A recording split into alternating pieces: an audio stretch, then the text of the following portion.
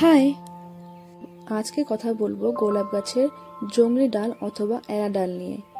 তোমরা যারা যারা গোলাপ গাছ পছন্দ করো আর যাদের কাছে গোলাপ গাছ আছে তারা অনেকেই হয়তো এই ডালটি সম্বন্ধে জানো আর অনেকেই জানো না।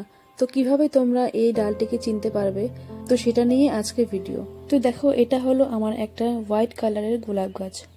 এই গাছটিকে আমি কিছুদিন আগে রিপোর্টিং করে দিয়েছিলাম, আর রিপোর্টিং করে দেওয়ার পর অনেক নতুন নতুন ব্রাঞ্চ আসতে শুরু করেছে।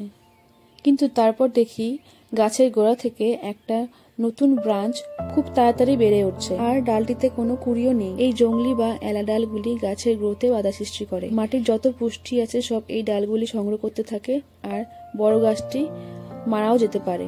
তো এই কারণে এই ডালগুলিকে কিন্তু একদমই রাখা যাবে না। তো তোমরা কিভাবে এই ডালগুলিকে চিনতে পারবে সেটাই আজকে বলবো। এই ডালগুলি সব সময় যেখানে তোমাদের গাছের গ্রাফটিং করা আছে সেই গ্রাফটিং জায়গার নিচ থেকে বের হয়। তো যখনই দেখবে কোনো ডাল গ্রাফটিং এর নিচ থেকে বেরিয়েছে, তো সেটাই কিন্তু হবে এলা ডাল বা জংলি ডাল। এই ডালগুলিতে ফুল তো আসবেই না, আর মাটির সব নিউট্রিয়েন্টস এই ডালগুলি খেয়ে ফেলবে আর তরতরিয়ে বেড়ে উঠবে। আর এই ডালগুলি সব সময় দ্রুত গতিতে বেড়ে ওঠে। দেখবে 4 থেকে 5 দিনের মধ্যে এই ডালগুলি খুব বড় হয়ে উঠবে। তখনই বুঝে নেবে এটি হলো জংলি ডাল। আর জংলি ডালগুলি সবসময় 7 পাতার হয়। দেখবে এই ডালে যত পাতা আছে সব 7 পাতার হবে। তো তোমরা যদি তোমাদের গাছে এরকম ডাল দেখতে পাও তাহলে অবশ্যই এই ডালটিকে একদম ভেঙে ফেলবে।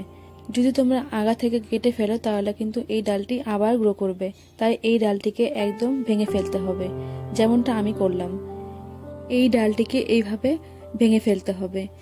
এই ডালটিকে ভেঙে ফেলার পরে তোমরা দেখতে পারবে তোমাদের গাছে নতুন নতুন অনেক গ্রোথ আসতে শুরু করবে, আর অনেক ফুলও হবে। গাছটির গ্রোথ যেন এখন ভালো হয় সেই জন্য এই গাছটিকে এখন দিয়ে দিতে হবে যে কোনো জৈব সার। তোমরা যে কোনো মিক্সড সারও ইউজ করতে পারো। তো আমার এই গাছটির আপডেট তোমাদেরকে আমি অবশ্যই শেয়ার করব। তার জন্য তোমাদেরকে আমার চ্যানেলটিকে সাবস্ক্রাইব করে দিতে হবে, আর ভিডিওটি যদি ভালো লেগে থাকে তাহলে অবশ্যই লাইক করে দিতে হবে। তো টাটা।